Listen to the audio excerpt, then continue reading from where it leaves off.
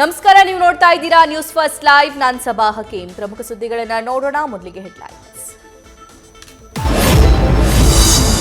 HMPV ವೈರಸ್ಗೆ ಅಕ್ಷರಶಃ ನಲುಗಿದ China.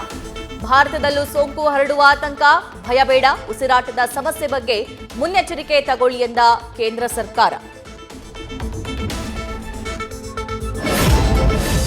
ಬಾಣಂತಿಯರ ಸಾವು ಪ್ರಕರಣಗಳೇ ಬಿಜೆಪಿಗೆ ಬ್ರಹ್ಮಾಸ್ತ್ರ. ಸರ್ಕಾರದ ವಿರುದ್ಧ ಹೋರಾಟಕ್ಕೆ ರಾಜ್ಯ ಕೇಸರಿ ಪಡೆಗೆ ಹೈ ಹುಕುಂ. ಮಹಿಳಾ ಮೋರ್ಚಾ ಅಧ್ಯಕ್ಷೆ ಮಂಜುಳಾ ನೇತೃತ್ವದಲ್ಲಿ ಹೋರಾಟಕ್ಕೆ ಸಿದ್ಧತೆ.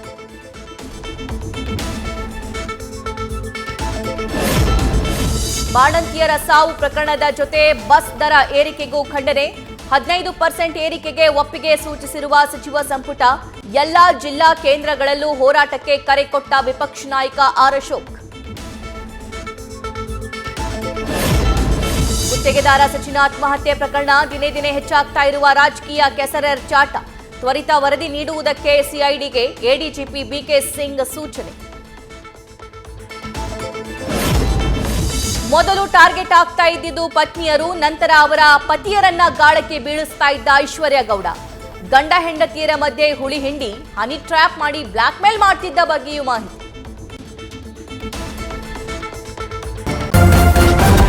ನ್ಯೂಸ್ ಫಸ್ಟ್, ನಿರ್ಭೀತಿಯಿಂದ ನಿಮ್ಮ ಪರವಾಗಿ.